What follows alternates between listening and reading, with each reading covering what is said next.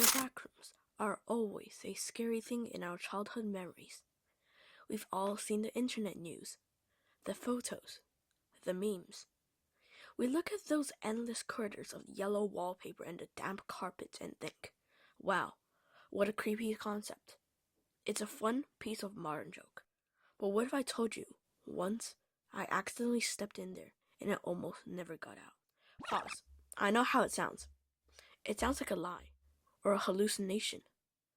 For a long time, I tried to convince myself it was just a nightmare, but I know the difference between a dream and reality. In a dream, your brain fills the blanks. In reality, the details are sharp enough to cut you. It didn't happen through some grand cinematic portal. There was no flashing lights, no cosmic tear.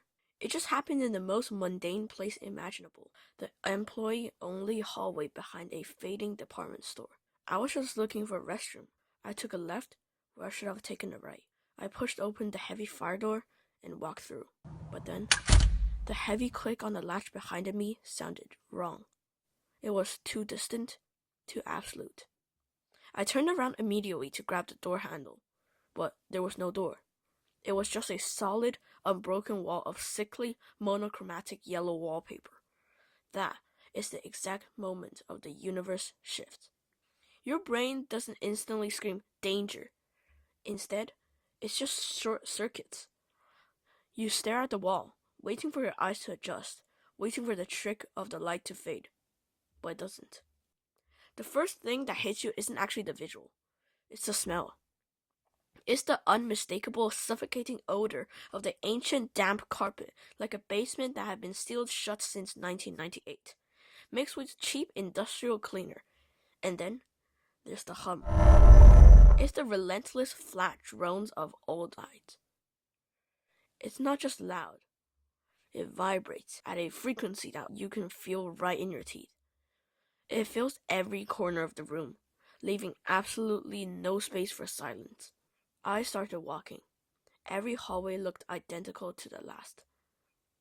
Infinite, intersecting angles. No windows, no doors, no sign of life. Just a maze built by someone who actually understood the concept of architecture but forgot who it was actually for. 10 minutes turned into an hour. Or at least I think it did. Time doesn't work properly when there's no sun, no clock, and no change in light.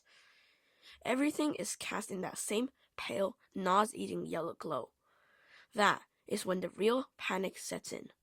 Not because something is actively chasing you, but because the space itself feels oppressive.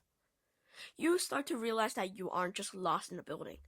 You have slipped through the cracks of the world. You clip through the reality like a glitch in a video game, and the universe has no coding to put you back. I started to run. I screamed for help. But the worst part about my voice echoing off the wall was that it sounded entirely empty. There was no echo of comfort. There was no distant shout back. Just my own terror bouncing right back in my ears, competing with that fluorescent hum. Your mind starts to play tricks on you in the isolation. You look down a long corridor, and you swear the shadows at the far end are moving. You stop. You hold your breath. The hum stays constant, but underneath it, you think there's a faint, wet, scuffling sound. Is that an echo of your own footsteps? Or is that someone else trapped in the architecture with you? You don't wait to find out. You keep moving. By what felt like the third or fourth hour, exhaustion takes over. Your throat is dry from that dusty air. Your legs are heavy. You accept a terrifying truth. People disappear every day, and maybe this is where some of them go. I collapsed against a wall, sliding down to that damp carpet, completely defeated. I closed my eyes, just wanting the buzzing lights to stop. I pressed the back of my head hard against the drywall, and then I felt a draft. A tiny, cool breeze against that back of my neck. In a place like that, a draft means an anomaly. I spun around and looked at my wall. It looked exactly like every other wall. But when I pressed my hands against it, the drywall felt flimsy, loose. I don't think.